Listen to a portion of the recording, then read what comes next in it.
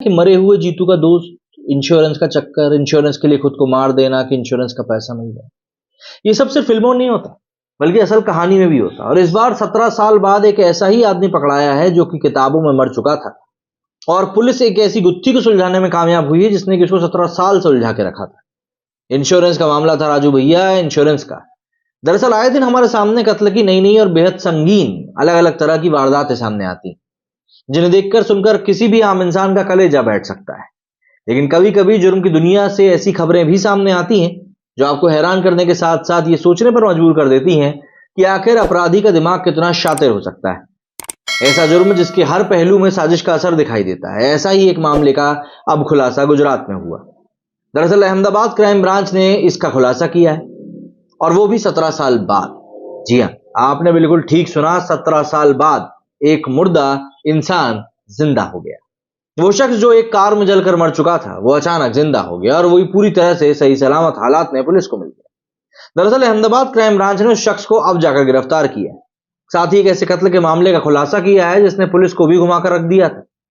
दरअसल कई साल पहले एक शख्स का कत्ल किया गया था, और उसके लाइफ इंश्योरेंस की रकम भी हासिल कर ली गई थी। वो रकम भी कोई छोटी मोटी नहीं थी, बल्कि पूरे 80 लाख रुपए थे।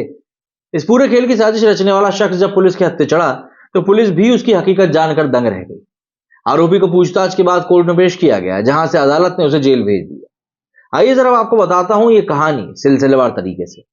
दरअसल 17 साल पहले, मतलब करीब 31 जुलाई 2006 को उत्तर प्रदेश के आगरा जिले में एक रोड एक्सीडेंट हुआ, जिसमें एक शख्स की मौत हो गई। मरने वाले का नाम 80 लाख रुपए का जीवन बीमा था, जिसे उसकी मौत के बाद क्लेम कर 80 लाख रुपए हासिल कर लिए गए थे।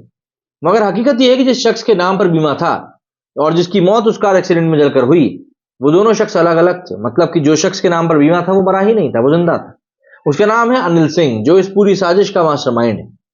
अनिल सिंह ने साल 2004 में अपने परिवार के साथ मिलकर LIC से इंश्योरेंस का पैसा लेने के लिए एक साजिश रची। अनिल ने अपना 80 लाख रुपए का जीवन बीमा कराया।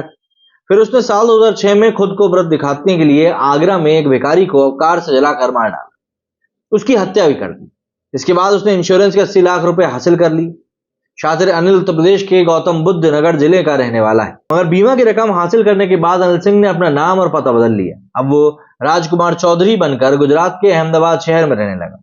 उसने अपने पिता का नाम भी विजयपाल की जगह पर विजय कुमार कर दिया। इंश्योरेंस की रकम हासिल करने के लिए साल 2006 में अनिल सिंह अपने पिता विजयपाल सिंह और भाई अभय सिंह, रिश्तेदार महिपाल गडरिया और राकेश खटीक को लेकर आगरा पहुंचा था। उसने आगरा टोल टैक्स के पास से खाना खिलाने का बहाने एक भिखारी को अपनी कार में बैठा लिया।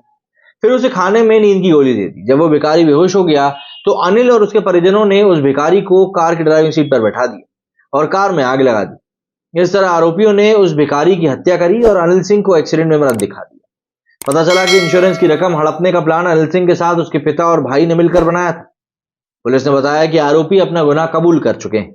अनिल सिंह ने अहमदाबाद में हर किसी को अपना नाम राजकुमार बताया। यहाँ नकली नाम से सारे जरूरी डॉक्यूमेंट्स भी बनवा लिए, जिसमें ड्राइविंग लाइसेंस, आधार कार्ड और पैन कार्ड शामिल है। पुलिस ने नकली डॉक्यूमेंट का केस भी दर्ज कर आगरा पुलिस संपर्क किया है। वहीं अब आगरा पुलिस उस भिखारी की हत्या का केस भी दर्ज करेगी और जाहिर सी बात है आगे कार्रवाई भी करेगी। अब देखिए ये मामला कितना ज्यादा संगीन था जो कि अब निकल कर सामने आया है। अब ऐसे, मतलब सिर्फ भारत नहीं बल्कि दुनिया भर में आपको ऐसे लोग मिल जाएंगे जो कि ऐसे अतरंगी काम करते रहते हैं और आपका दिमाग और आपके होश उड़ाने का काम करते रहते हैं। क्या कहना है आप लोगों का इस बारे में कमेंट करके जरूर बताएं। मेरे सुनिए फिलहाल इतना ही। जय हिंद, जय भारत।